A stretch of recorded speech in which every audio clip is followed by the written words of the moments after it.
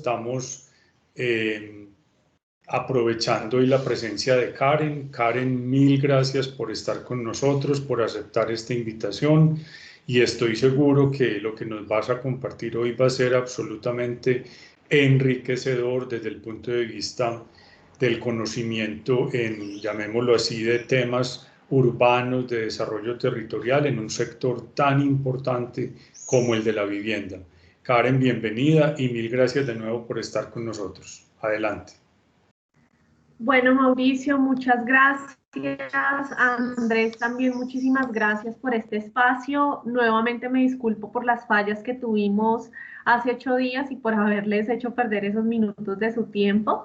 Y bueno, no, lo importante es que ya pudimos hoy organizar. Sí, en efecto, como lo mencionaba Mauricio, yo estoy vinculada a este programa de Colombia Científica por 2 vías. La primera es con esta alianza EFI a través de Camacol. Cuando todo empezó, pues Andrés y sus colegas nos contaron sobre este proyecto, y por supuesto que desde el sector privado, específicamente desde Camacol, donde yo soy jefe de información estratégica y estudios regionales, pues pensamos que era una oportunidad muy importante para participar con los temas pertinentes asociados al sector. Y adicionalmente, en una rama de ese gran programa que es Colombia Científica, que se llama Pasaporte a la Ciencia, pues de ahí tuve mi beca para poder estudiar en Barcelona. Entonces, esas son como mis 2 vinculaciones. No sé si acá hay de pronto estudiantes y más adelante quieran preguntarme un poco, contactarme para que les explique en qué consiste este programa de Pasaporte a la Ciencia, que creo que para los estudiantes podría ser muy interesante, y estoy dispuesta pues a informarles en qué consiste. Entonces, bueno, para arrancar, sí, en efecto, como lo mencionaba Mauricio, yo ya llevo casi 10 años en estos temas de vivienda, muy vinculada desde el sector privado, pero también he sido como el vínculo entre el gremio y las diferentes instituciones públicas que trabajan en estos temas de vivienda. Entonces, dentro de todo ese trabajo y esos largos años en este tema, pues empiezan a surgir algunas inquietudes y empieza uno a identificar algunas brechas en la política que, pese a los avances que se han tenido muy fuertes en los últimos 10 años, pues todavía hay unos retos muy importantes. Entonces, para arrancar, acá les muestro el contenido. Es una presentación muy breve. Al final, si quieren, ustedes me pueden hacer unas preguntas, o si tienen reflexiones, pues las escucho muy atentamente. Lo primero es contarles la introducción del tema, qué ha sido la política de vivienda. Ya vamos a ver que ha sido 90% orientada a la propiedad, y si bien hemos tenido avances, muchos otros indicadores sociales en Colombia en los últimos 20 años, pues el déficit, en efecto, el déficit habitacional ha disminuido, pero todavía vemos unos volúmenes importantes de hogares que tienen que padecer esas problemáticas. Segundo, vamos a hablar un poco de la dinámica demográfica y eso que tiene que ver con las necesidades habitacionales. Ya voy a ir entrando en detalle y les voy a ir explicando por qué es tan importante, y esto va a ser parte de un trabajo que voy a desarrollar de aquí en adelante, el tema de la demografía, y analizar muy bien todos esos cambios y esa transición que está viviendo el país. Tercer punto, una aproximación a través de la estadística, la inferencia estadística muy sencilla, a la estructura reciente de la tenencia de la vivienda en Colombia. Ahí, pues desafortunadamente, para hacer ese ejercicio todavía tenemos que remitirnos a encuestas de hogares, porque la pregunta del censo que nos revelaría cuál es esa estructura en el país, pues no se logró meter por temas de presupuesto. Entonces todavía tenemos que hacer ejercicios paralelos con estas encuestas. Y al final, unas reflexiones del tema para que ustedes puedan comentar y hacer también sus reflexiones. Entonces, arrancando con el primer punto, ¿cuáles son las cifras que tenemos en el país en el frente de necesidades habitacionales? Este dato nos lo reveló el último censo, el censo de 2018. Ustedes saben que uno puede hacer también estimaciones de déficit, pero la cifra oficial de necesidades habitacionales pues tiene que derivarse de un censo. Este censo 2018 nos mostró que el 36,6% de los hogares en el país tienen algún problema en su vivienda. Eso quiere decir que 5.1 millones de hogares componen esta cifra que, pues, digamos, continúa siendo dramática.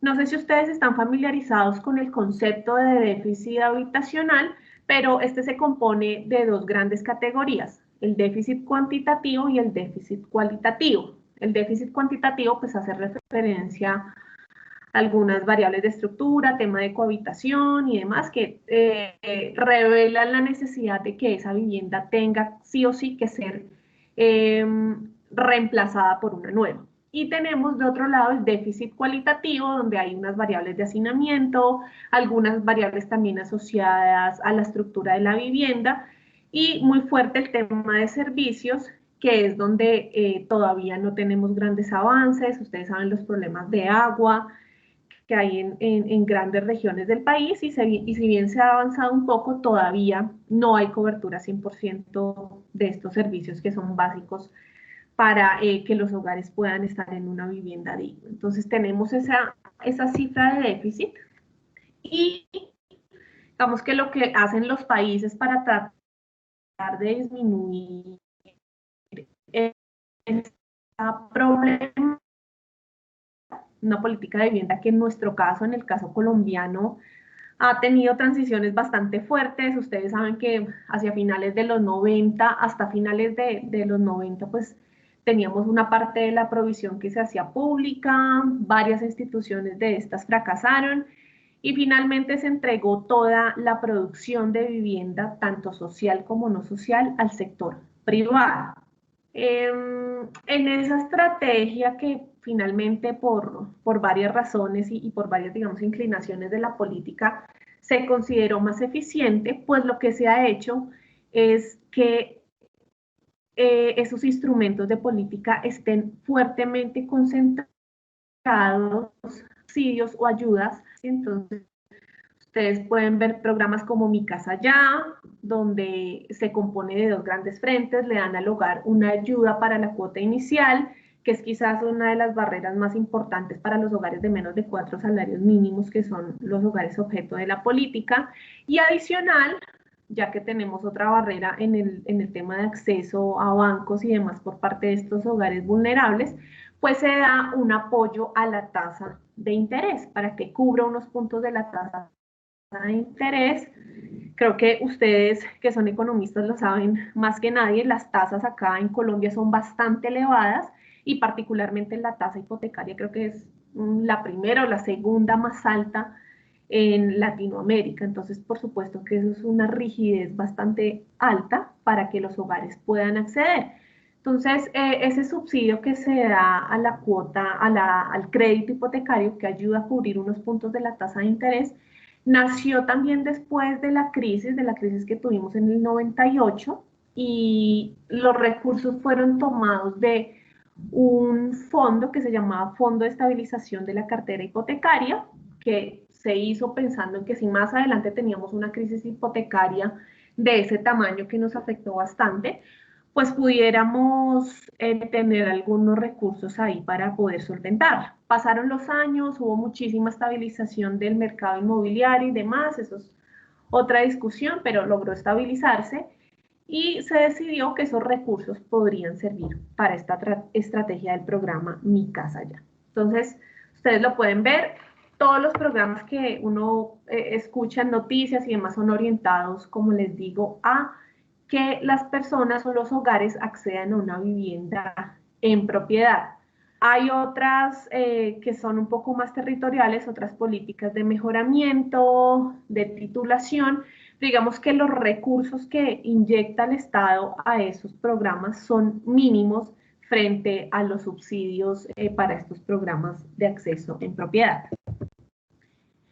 Con algunas cifras y unas preguntas que aparecen en encuestas a hogares que hace principalmente el DANE, pues uno puede ver que la evolución de esa variable, ya les voy a contar qué componentes tiene esa variable que nos muestra la suma de la propiedad en Colombia, pues no ha aumentado. Entonces uno dice, bueno, si toda la política de estos años recientes ha estado orientado a promover que los hogares sean propietarios, incluso ustedes pueden pueden ver que los últimos planes de desarrollo tienen un componente y unos mensajes muy fuertes de Colombia, país de propietarios. Bueno, no, ¿por qué no vemos que la tasa de propiedad se haya incrementado y en su lugar sí vemos otras formas de tenencia que han ganado participación? Entonces ahí es donde empezamos a tratar de ver qué es lo que pasa y si hay algunas características de los hogares, más allá de las, digamos, de las socioeconómicas, que estén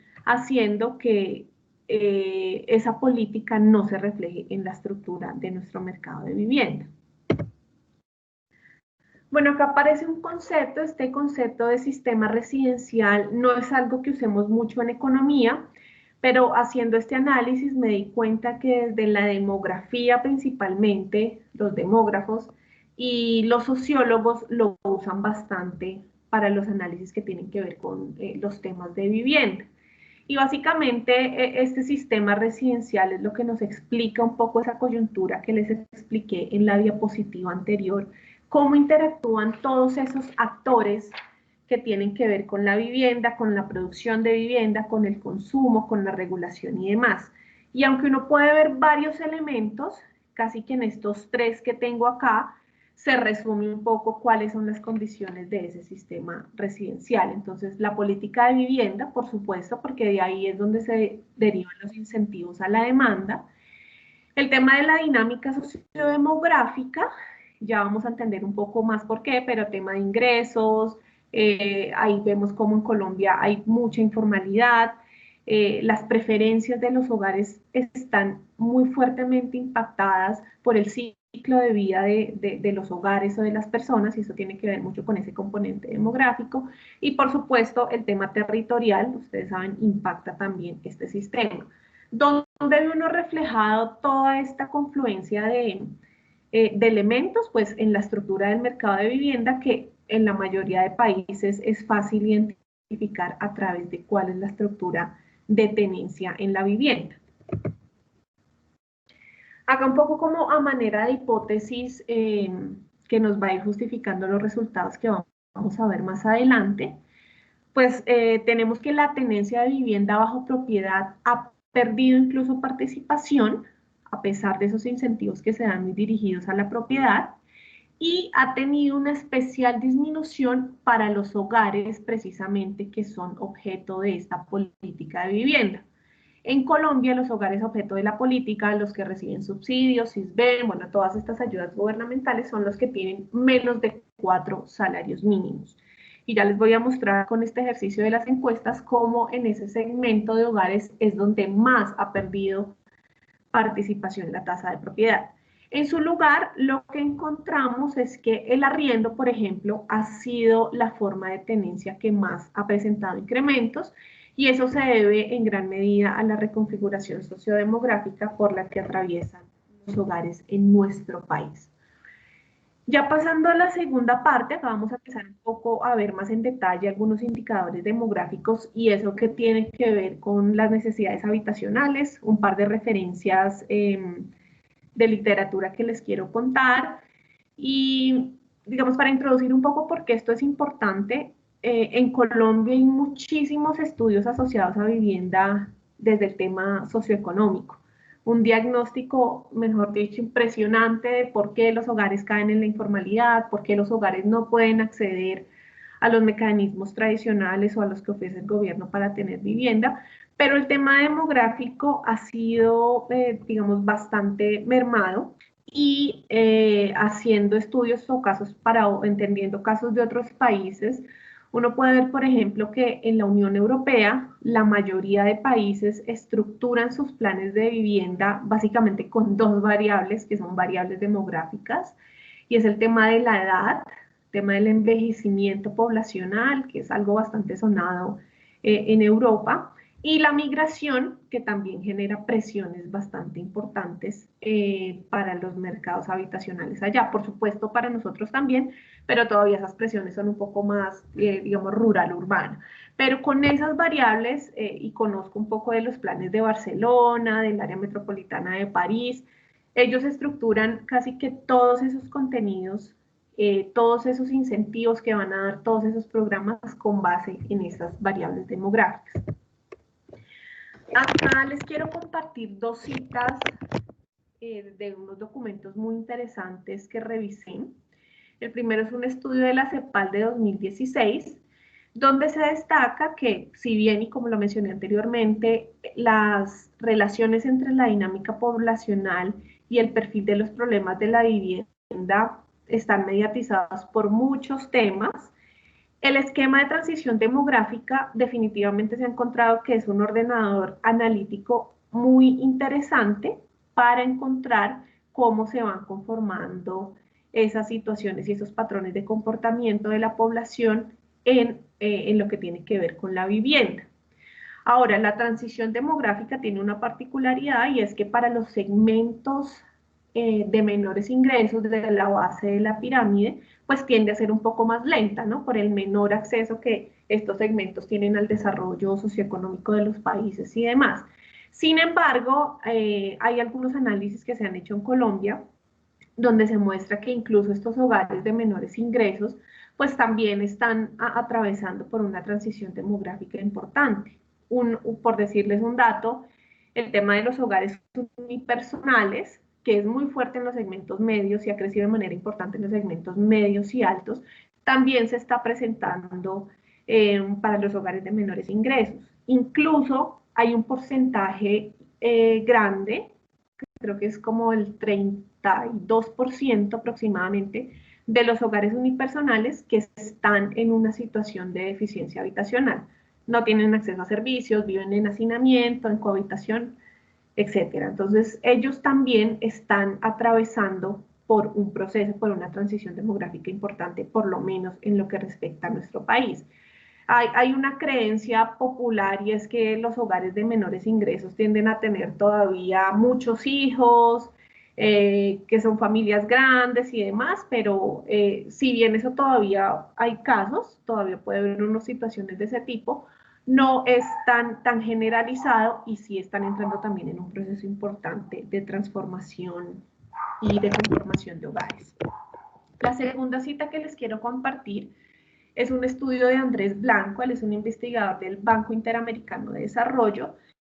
Digamos que lleva varios años en una cruzada porque los gobiernos latinoamericanos traten de desprenderse un poco de esa concepción tan exclusiva hacia la propiedad y se evalúen otros elementos de política como el arrendamiento social y demás. Él hizo un análisis para varios países, como les digo, de Latinoamérica y encontró unos elementos interesantes. Por ejemplo, que la disminución en el tamaño de los hogares, el aumento de la tasa de divorcio, hogares unipersonales, tema también de la mayor movilidad laboral, hace que los hogares, por supuesto, cambien sus preferencias por la tenencia de vivienda y, por ejemplo, se inclinen más hacia que la opción que tal vez sea más deseable para ellos sea, por ejemplo, vivir en arriendo.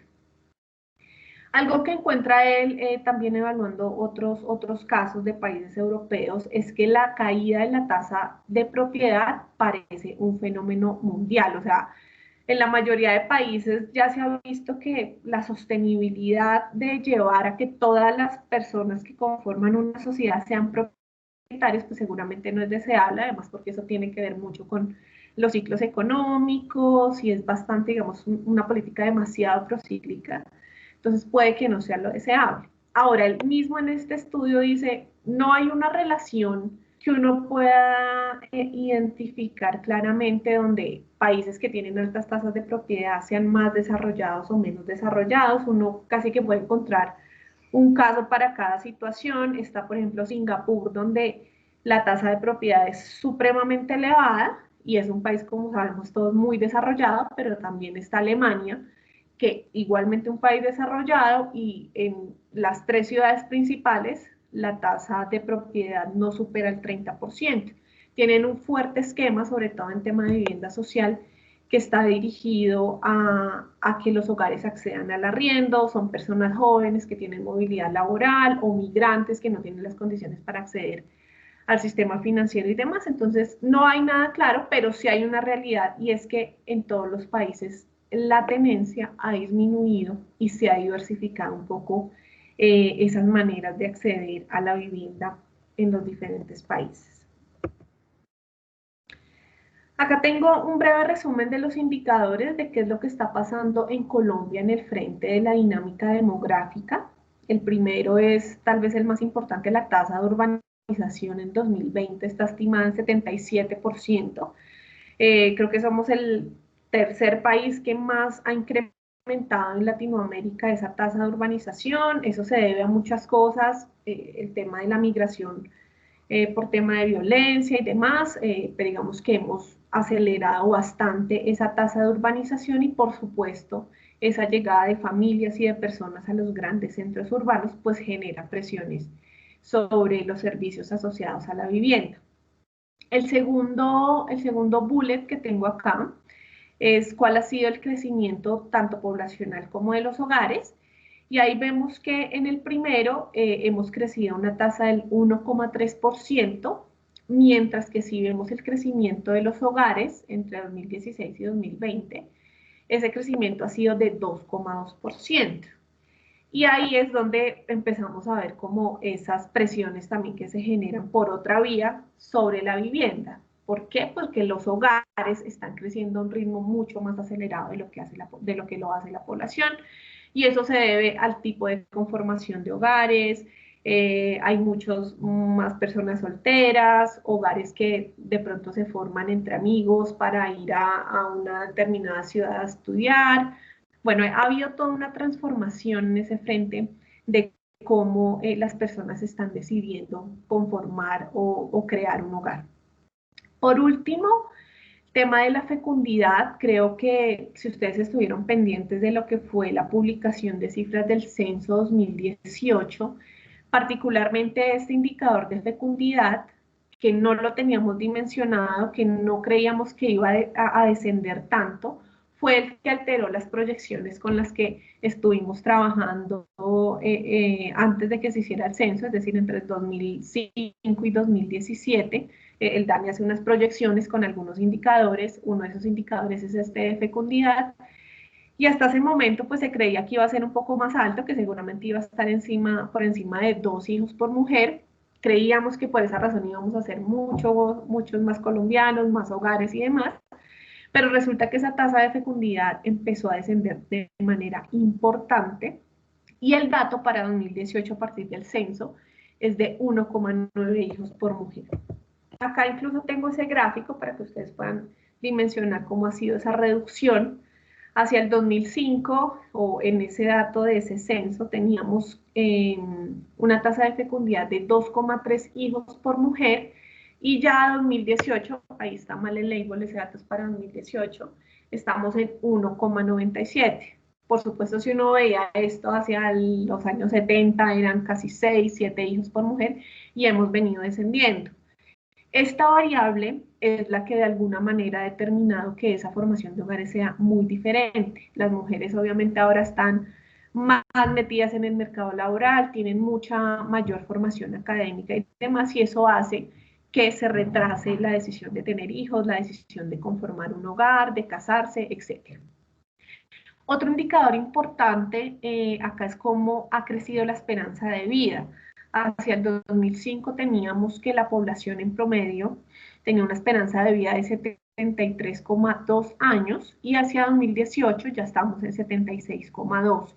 Entonces hemos tenido un incremento importante. Esa población también tiene ahí unas características que la hacen bastante especial a la hora de ofrecer una solución habitacional. Y estas dos variables pues tienen una incidencia bastante fuerte en cómo se reestructura la demanda agregada por vivienda.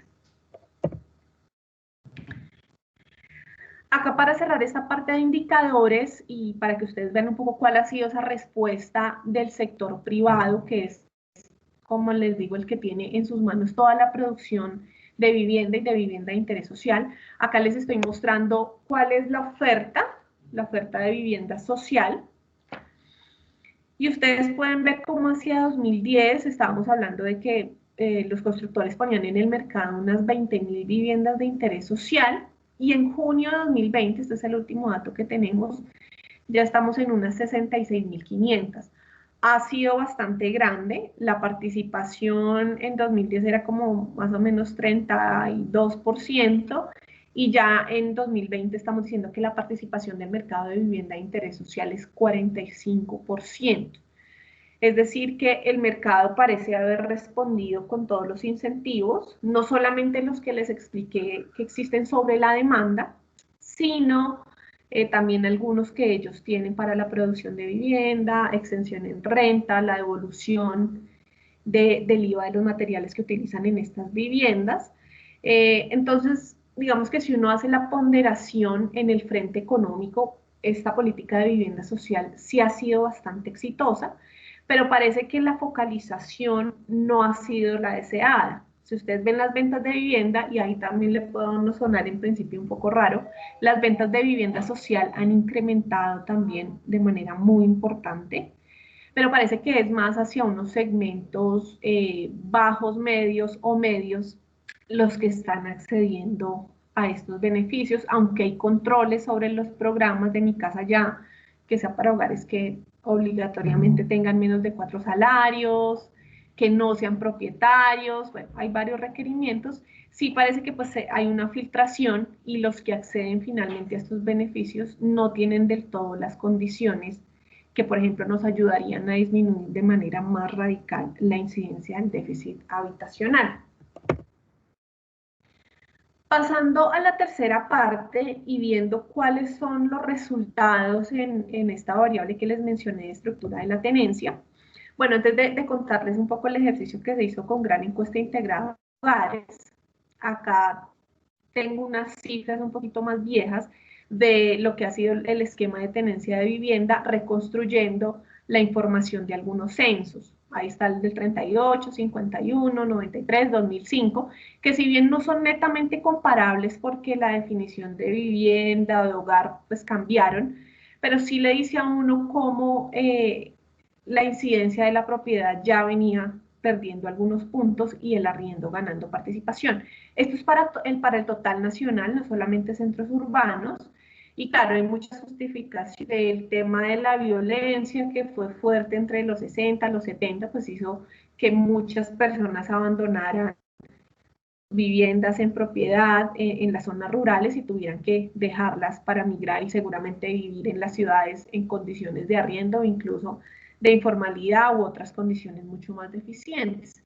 Pero incluso desde estos años, pues ya veía uno cómo estaba reconfigurándose un poco esa estructura, que antes del 38 pues era fuertemente o había una fuerte incidencia de la propiedad en Colombia. Cuando uno hace el ejercicio a través de esta variable de la estructura de la tenencia en Colombia, esto es a partir de la gran encuesta integrada de hogares de 2010 y 2018, pues encuentra lo que les mencioné en efecto hace un par de diapositivas. La propiedad o los hogares que están en una vivienda propia totalmente pagada ha disminuido en estos 8 años. En 2010 teníamos una incidencia casi del 41% y en 2018 disminuyó hacia el 34,4%. La segunda categoría que tiene esta variable, que es la que corresponde a hogares que tienen vivienda propia y están pagando su vivienda, donde uno debería ver algo de reflejo de estas políticas orientadas a la propiedad, pues también ha disminuido, no ha sido tan drástica la disminución, pero digamos estamos en 2018 que solamente 3,9% de los hogares están en esta situación. Y vean ustedes cómo en la categoría de arriendo o subarriendo, pues se han ganado casi 6 puntos y parece que es la opción que se está tomando por parte de los hogares, por lo menos en este periodo de tiempo, y la que se ha venido incrementando. Otras formas de tenencia, bueno, ahí ustedes tienen el usufructo, la posesión sin título, que ahí nos dice que es más o menos en 2018 de 2,6%. Se ha mantenido casi que similar, pero obviamente eso es un volumen, corresponde a un volumen importante de hogares que padecen esta situación. Acá vale la pena hacer un par de comentarios frente a la metodología y es, claro, acá esta pregunta la responde el jefe de hogar. A partir de la respuesta que da esa persona en la encuesta, es que se revela esta variable de la estructura de la tenencia. Pero hay varias situaciones donde pues puede perder uno información estadística importante. Por ejemplo, dentro de un hogar, y estoy seguro que muchos de ustedes deben tener el ejemplo, dentro de un hogar que comparte una vivienda, puede haber una persona, un hermano, un tío, un primo, que haya accedido a una vivienda como mecanismo de inversión, usando o no alguno de los beneficios, y esa persona pues tenga esa vivienda puesta en arriendo para el mercado en general, y él no va a aparecer como propietario, sino que como es una persona secundaria dentro del hogar, acá no nos va a aparecer como propietario, sino que él tiene una vivienda para un motivo de inversión o algo de este tipo. Sin embargo, esa misma reflexión, pues lo que nos dice es que seguramente esa comercialización tan elevada de vivienda social se ha dado hacia esos segmentos medios precisamente como un mecanismo de inversión. Ahí pues uno puede tener las reflexiones que quiera, puede que esté bien o que esté mal, pero lo que yo creo es que seguramente esas herramientas sí han servido para la clase media para que haya una capitalización, un mecanismo de inversión que sea accesible para esos segmentos. Y obviamente el error es que se pierde focalización hacia los hogares donde debería estar pensada esta política. Incluso acá, cuando uno hace el juego de filtros con la gran encuesta integrada de hogares y con la base de la MESEP, que es donde están los ingresos de los hogares en Colombia, pues se encuentra que para los hogares de 1 a 4 salarios mínimos ha incrementado el arriendo casi en 6 puntos. Entonces, frente a las otras categorías, el que está por debajo de un salario y por encima de 4, pues vemos que ellos definitivamente no están yéndose por esa opción de acceder a vivienda propia, sino que están buscando su respuesta acá en esta categoría. Acá tomé es solamente de 1 a 4 porque definitivamente los programas que se tiene es prácticamente imposible que logren llegar o logren ayudar al cierre financiero más bien de los hogares que tienen menos de un salario. Entonces, por eso solamente quise mirar cómo era la estructura de la tenencia y cómo se había avanzado en estos últimos 8 años en los que tienen ingresos de 1 a 4, y la respuesta es que pues allí ha sido también muy importante el incremento que ha tenido la categoría del alquiler. Finalmente, y acá pues también estoy adelantando varios ejercicios todavía, el tema de la edad, como se los mencioné, que tal vez es como la variable más importante en el frente demográfico. Ustedes pudieron ver la transformación en la pirámide poblacional que nos mostró el censo de 2018, cómo hemos ganado participación en esas personas que tienen más de 60, los niños o la población joven, pues ha perdido algunos puntos, y entonces ya nos estamos convirtiendo como en un país un poco más maduro. Esa variable es muy importante de analizar también. Y acá creamos estos rangos, estos 4 rangos de edad, que pues por la distribución de la población también nos lo sugería un poco el ejercicio a partir de la encuesta. Y vean ustedes cómo en la población o en los jefes de hogar, porque todo se hizo con base en los jefes de hogar, que tienen entre 20 y 40 años, el alquiler ha ganado casi 9 puntos porcentuales. Entonces, entender este segmento de 20 a 40 y cuáles son esas transformaciones y sus preferencias es de vital importancia, ya que allí pasan muchas cosas. En ese rango de edad se decide conformar un hogar, o normalmente es la en la que suceden los divorcios, o bueno, allí hay se puede revelar información bastante importante sobre esas presiones que se pueden generar sobre el mercado de vivienda. Acá no lo tengo, pero cuando uno mira esto también cruzado con los ingresos, aunque en una menor proporción, para los hogares de menos de 4 salarios mínimos, este rango de edad también ha tenido un incremento importante hacia la preferencia de vivienda en alquiler. Listo, ya como reflexiones finales de resumen, acá tengo 4. La primera es que pese al éxito económico de la política de vivienda en los últimos 10 años, aún tenemos grandes retos en materia de focalización.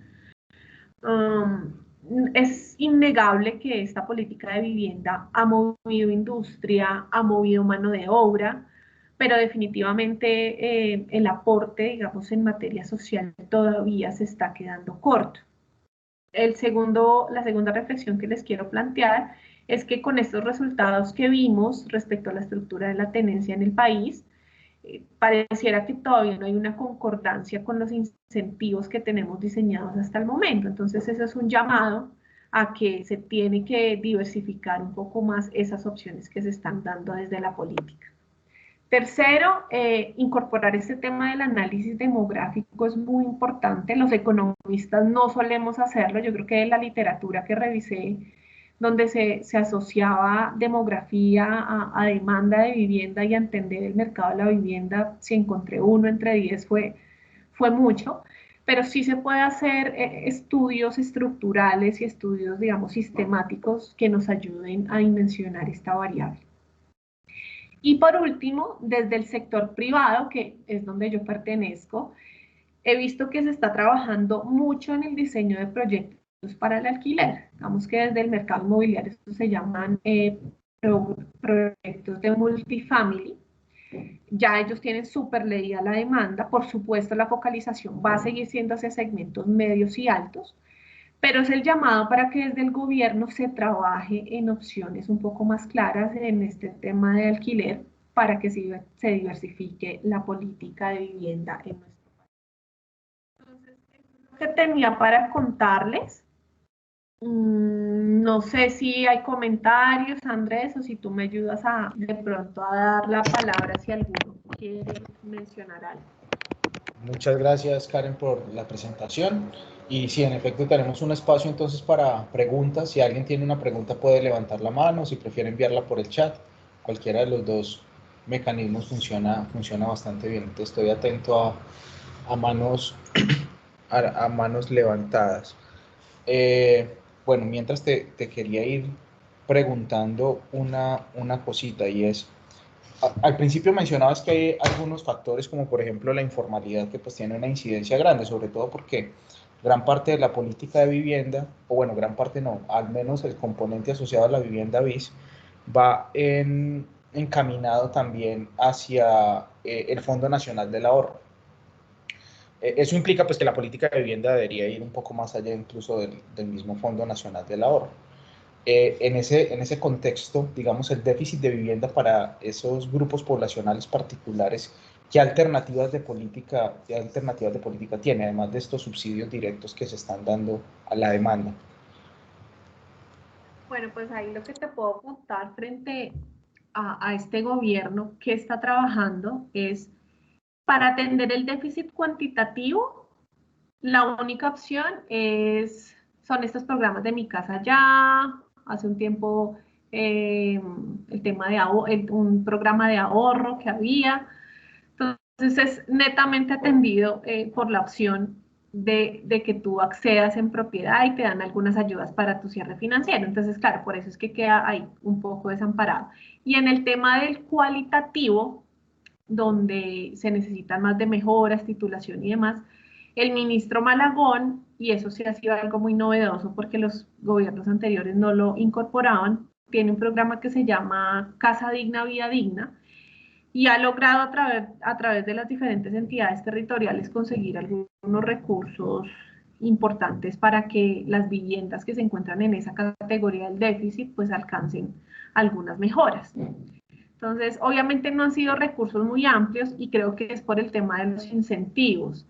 Para un constructor hacer un proyecto con un volumen grande de vivienda social, donde él sabe que tiene sus incentivos y sabe que el hogar tiene este subsidio y la tasa y no sé qué, pues es muy rentable meterse, pero entrar en un programa que es de mucha menor escala, que va a atender temas, sí, de entorno urbano que son importantes, pero que es muy fraccionado, pues digamos el interés ahí que tiene un inversionista privado es muy bajo y la capacidad de conseguir los recursos, tú sabes, de los entes territoriales, pues es bastante limitada. Igual si hay esfuerzos, pero la verdad es que todavía no hay nada muy contundente, una respuesta contundente con recursos para solucionar ese tema. Muchas gracias, Karen. Eduard Calderón tiene una pregunta. Adelante, Eduard. Claro que sí. Mi nombre es Eduardo Calderón. Yo soy investigador postdoctoral en el Centro de Estudios Urbanos y Medioambientales de la Universidad de AFIT de Medellín. Karen, estos días te escribí. Muchas gracias por la presentación. Muy buenos datos nos has compartido hoy. Hay algo y estamos completamente de acuerdo cuando mencionas la necesidad de los estudios demográficos a la hora de hacer política de vivienda o a la ejecución de los mismos proyectos de vivienda. Y eso va muy ligado a algo en lo que estoy trabajando ahora en investigación, y es el tema de la estandarización de la vivienda social en Colombia, pues que es no solo en Colombia, sino en muchas partes del mundo. Hay algo que me llama mucho la atención y lo planteé en el Foro Urbano Mundial que hubo acá en Medellín en el 2014, y era por qué en Europa, desde los 80, por ejemplo, en el Reino Unido, se vienen demoliendo ese tipo de viviendas porque saben que fue digámoslo, un fracaso social muy grande, lo han venido demoliendo, pero en Colombia lo seguimos construyendo. Y eso va muy ligado a lo que tú dices de la parte demográfica, porque cuando se estandariza la vivienda social y, por ejemplo, el programa que hubo en el gobierno pasado de las viviendas gratis, era lo mismo darle una vivienda de 40 metros cuadrados a una familia con 6 hijos de Chocó, como dársela a una persona desplazada del oriente cercano a Medellín con 2 hijos. Entonces era un desequilibrio y eran unos, digamos, unas problemas socioculturales en esas unidades de vivienda tenaces. Entonces, no sé si tienes alguna reflexión al respecto o, bueno, esa era mi intervención. Muchas gracias. Sí, Eduard, no, tu comentario es muy pertinente. Yo creo que, claro, esa es otra discusión bien fuerte, porque uno puede ofrecerle las soluciones habitacionales simplemente a un hogar y ya como un espacio para que habite, pero generar esa apropiación es complicado, y sobre todo cuando uno habla de regiones. Estos cambios demográficos, así como dije, que son más lentos en ciertos segmentos de la población, también son más lentos si uno lo mira geográficamente. Entonces, si tú comparas el tamaño de un hogar en la parte de la costa o en la parte un poco más selvática de Colombia del oriente, hay unas diferencias bastante fuertes. Entonces, claro, el promedio del tamaño del hogar en Colombia en 2018 nos dio como 3,1, pero en la costa todavía sigue siendo casi 4, un poco por encima de 4. Entonces, eso es un reto importante, porque fíjate que también es ineficiente construir vivienda que no sea estandarizada. Entonces, los costos de eso pues son bastante fuertes, pero creo que eso ya es una tarea un poco más de los gobiernos locales. Cuando tuvimos toda esta experiencia con 100.000 viviendas gratuitas, uno veía que las que construían acá en Cundinamarca y demás no fueron tan fracasadas. Incluso a algunas se les logró generar un urbanismo relativamente decente, y las personas generaron una apropiación de esos espacios, seguramente viviendas diseñadas para un clima frío, hogares que por mucho tenían papá, mamá y 2 hijos, pero esa misma vivienda la llevaron a Valledupar. Entonces allá a la gente le gusta estar con su hamaca afuera porque el calor es... Entonces, esa estandarización cuando se generaliza en el territorio es bastante complicada, y tú tienes razón, incluso en esas regiones muchos proyectos fueron abandonados o se convirtieron a otros usos que no era precisamente la vivienda, pero eso ya es más un reto y un diseño que tienen que hacer los gobiernos locales para que, de acuerdo a esa lectura de ese comportamiento poblacional que tiene de su sociedad, digamos, pues le den respuesta. Ahora, es mucho más complicado en la medida que ellos también van para allá. O sea, si bien ahorita tienen 4 hijos en promedio, en un par de años va a haber una transformación de esos hogares cuando haya un poco más de desarrollo allá. Es ir como ajustando, pero la idea es ir teniendo esa lectura un poco para anticiparse. Gracias, Eduardo. No sé si hay otra pregunta, Andrés. Gracias, Muchas Karen. Sí, gracias. hay otra preguntita aquí que nos hace Gustavo. Dice, ¿cómo resolver en términos de disponibilidad y costos el problema de las tierras para los proyectos BIS? Bueno, ese tema es complejo. A mí no me gusta entrar en eso, en el tema de suelo, porque es bastante complicado. Yo creo que ya todos hemos escuchado el tema de corrupción y demás que está en torno a eso, pero eso se parte un poco de la gestión que se genere, y es que claro, el tema del suelo también es muy territorial. Creo que cogí ese argumento ahorita y no es que crea que hay otras opciones, pero el tema local es bastante importante. La capacidad de movilizar suelo depende pues de las alcaldías, de las entidades de planificación territorial, de qué incentivos genere, cómo evita la especulación y demás. Es cierto que hay una concentración importante en algunos, digamos, agentes privados del suelo y que sirve como un mecanismo de especulación que hace que eso haya subido y sea imposible, por ejemplo, generarle buenas localizaciones a estos proyectos de vivienda social. Pero creo que se puede trabajar con herramientas obviamente que tienen que ser tributarias para que se pueda habilitar suelo. Nosotros en nuestro departamento estamos haciendo varios estudios para anticipar un poco impuestos que sirvan para desarrollar tierras, que sirvan para que la misma entidad local invierta en esos suelos, pero eso se parte un poco más de los mecanismos de planificación que haya. Ustedes saben también que tenemos este tema de las plusvalías, que es un poco desordenado, no hay nada unificado dentro de todos los territorios. Cada territorio maneja, o cada ciudad, casi que cada municipio en el país maneja los esquemas de tributación sobre el suelo de la manera que le parece. Entonces, digamos, ahí todavía sí tenemos un reto bastante grande, pero hace parte de la tarea, como les digo, de las entidades locales, de los alcaldes, de ver cómo habilitan suelos, porque además eso tiene un componente fuerte de estudios técnicos. No sé si han escuchado los casos de Chía o Cajicá, que irresponsablemente se habilitaron unas tierras para hacer vivienda y después el tema de servicios fue un total caos.